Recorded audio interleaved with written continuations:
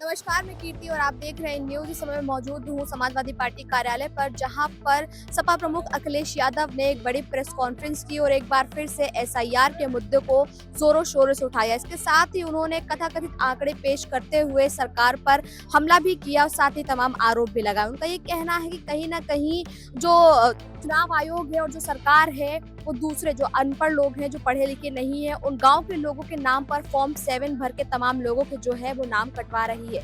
एक बार फिर उन्होंने कहा है कि चुनाव प्रक्रिया जो है वो पारदर्शी नहीं है। एसआईआर के आने के बाद सरकार का दावा था कि चीजें पारदर्शी होंगी, सही तरीके से चुनाव हो पाएंगे, जो सही लोग हैं उनके नाम को कोई हानि नहीं होगी। लेकिन हाँ, जो लोग नहीं हैं या जो भी गलत वोट है, केवल वही काटे जाएंगे। लेकिन जिस तरीके के फॉर्म 7 का जो संख्या है लगातार बढ़ती जा रही है, वो कहीं ना कहीं ये दर्शाता है कि चुनाव आयोग और सरकार जो है वो सही लोगों के, खासकर पीडीए समाज के लोगों के नाम काट रही है, ताकि आने वाले विधानसभा चुनाव में उनको फायदा हो सके। भारतीय जनता पार्टी की जो सीक्रेट बैठक थी, सीक्रेट बैठक की उन्हें बात बाहर नहीं कहनी चाहिए थी।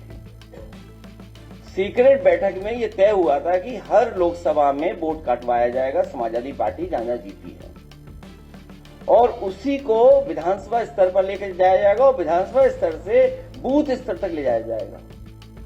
वही एक्सरसाइज है। उनके नेता ने क्या कहा था कि अभी हमने कन्नौज में 3 लाख वोट कटवाए हैं, अभी दूसरे जिले में और कटने हैं वोट। लेकिन सोचिए, बीजेपी के लोग, होशियारी तो है उनमें, हम ये मानते हैं होशियारी है उनमें, पढ़े लिखे हैं, बुद्धिजीवी हैं, लेकिन ज्यादा पढ़ा लिखा भी कभी कभी गड़बड़ी कर देता है।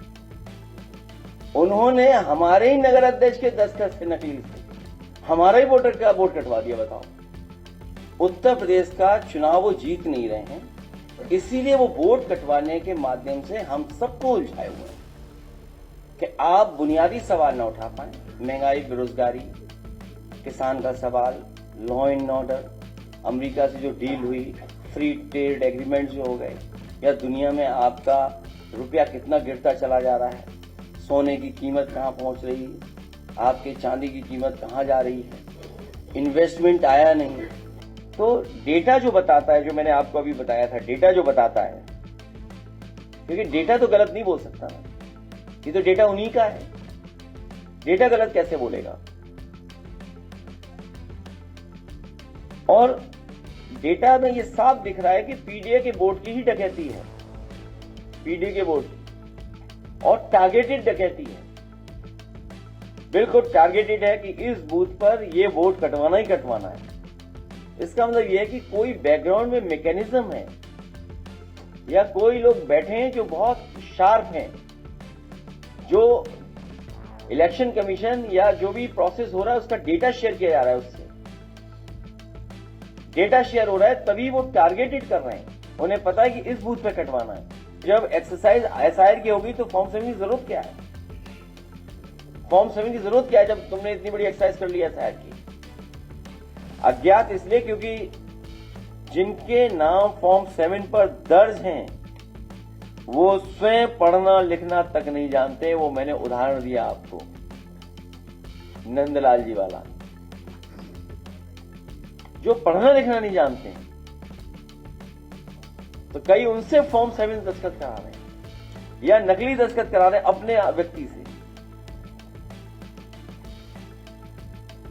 आप खुद सोचिए कि नंदलाल से क्यों भरवाया।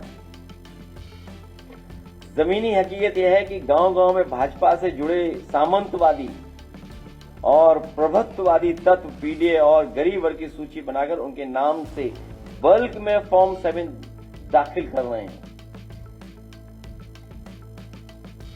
कोई पीडीए का जल्दी फॉर्म नहीं कटवा रहा, फॉर्म भर के नहीं कटवा रहा। ये तमाम सामंतवादी प्रभुत्ववादी लोग हैं जो पीडीए के वोटों को बल्क में कटवा रहे हैं। समाजवादी पार्टी ने शिकायत की, लेकिन चुनाव आयोग ने अब तक कोई ठोस कार्रवाई नहीं की।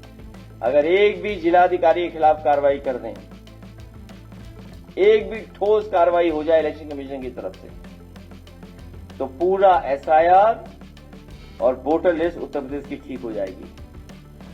गांव में जो भी रह रहा है वह जानता है कि समाज में आज भी गहरी असमानता मौजूद है। गरीब के पास उसका एक वोट ही है, उसकी बराबरी का सबसे बड़ा हथियार है।